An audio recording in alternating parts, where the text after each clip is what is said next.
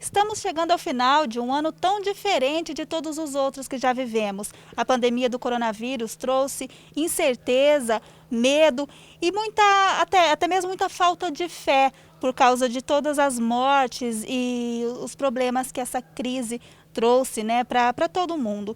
E para falar sobre esse assunto, nesse momento, né, de final de ano em que a gente costuma avaliar tudo o que aconteceu no ano que passou, eu converso com o pastor Newton Tomazini, da Igreja Presbiteriana de Limeira. Pastor, olá. Como é que o senhor avalia, do ponto de vista da fé, esse ano que passou, com tantas mortes, desemprego, né, todas essas coisas que trouxeram medo para as pessoas? Realmente foi um ano atípico, um ano difícil.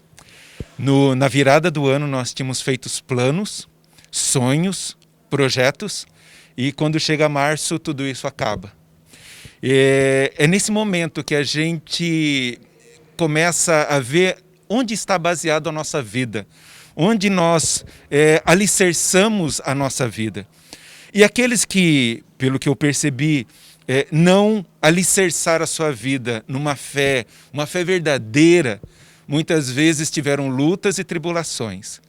Mas aqueles que puderam, no meio dessa pandemia, se alicerçar mais na fé e mais ainda em Cristo Jesus, eu pude ver que eles puderam passar por essa crise de maneira não tranquila, mas confiante de que tudo isso ia passar.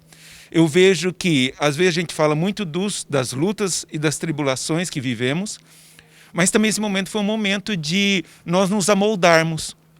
E falo ainda mais, de evoluirmos tecnologicamente. Nós vemos a possibilidade de nós interagirmos, além de nós estarmos face a face com o outro. Podemos trabalhar, podemos conviver ainda com a tecnologia. E eu vejo isso uma evolução, uma coisa boa. Qual é a explicação do ponto de vista religioso para a pandemia, para esse tanto de mortes que ocorreram esse ano? Nós vemos assim, nós cremos que Deus fez todas as coisas boas, perfeitas. Deus fez todas as coisas com um propósito maravilhoso de glória ao nome dele. No entanto, nós, pecadores e distantes dessa vontade de Deus, começamos a viver para nós mesmos.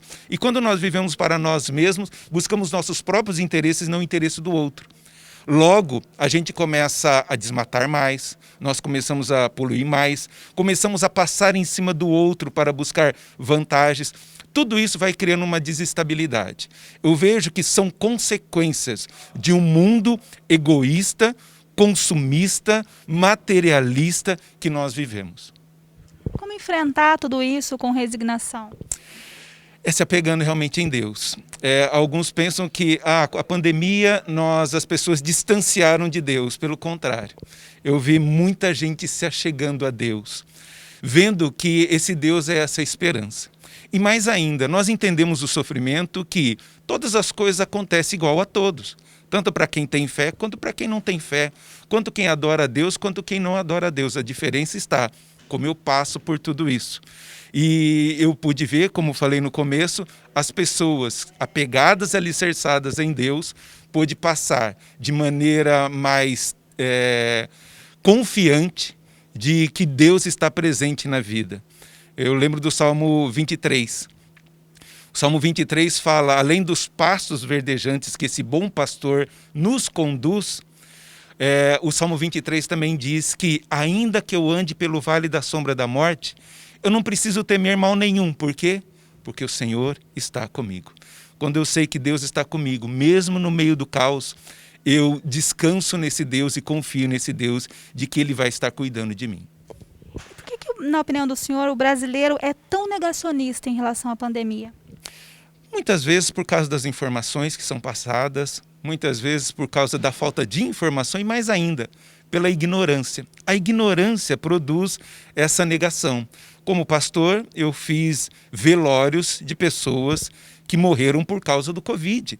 É fato, eu tenho amigos que estão internados, eu tenho amigos que estão infeccionados, é real. Então, aquele que é negacionista é porque não se informa, busca mais os seus próprios interesses, muitas vezes, a gente tem que negar porque eu tenho que vender. ou eu tenho que negar porque eu tenho que me divertir. Então usa essas coisas para poder ter benefício próprio. Por isso eles proclamam essa negação da pandemia. E a gente está chegando no Natal aí, né? É uma época que chama a atenção da gente para o nascimento de Jesus, né? Para se voltar um pouco mais para a fé, né? Esse é o momento, eu acho que de todos os natais que a gente já passou, talvez esse seja aquele que muita gente vai parar para pensar mais no real sentido do Natal, né? Exatamente. É como o primeiro Natal. Primeiro Natal não foi cheio de fogos, de grande festa, não foi noite de paz, noite feliz. Imagina uma adolescente grávida, cansada, não tendo lugar onde repousar, vai para um lugar onde guardam os animais e tem as suas contrações. Não foi noite de paz. Só se torna noite de paz para Maria, para José, quando Cristo nasce, perfeito, e está nos braços dela. Eu vejo que esse Natal só será um Natal verdadeiro se nós compreendermos o que significa Natal. Natal significa nascimento. Então é impossível celebrar Natal sem o nascimento. O nascimento de quem? De Jesus. E por que ele nasce? Para que ele possa nascer em nós.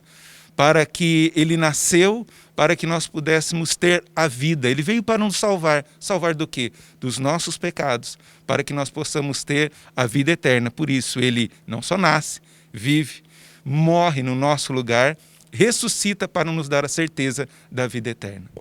E o senhor, como pastor, né, qual é a expectativa para 2021? Vai ser melhor? Eu creio que vai ser melhor, sim. Mas melhor não por mim, mas por quem está comigo. Quem está comigo o que faz diferença na minha jornada, não são os percursos, mas quem é a companhia que está comigo. E essa companhia é Deus do meu lado.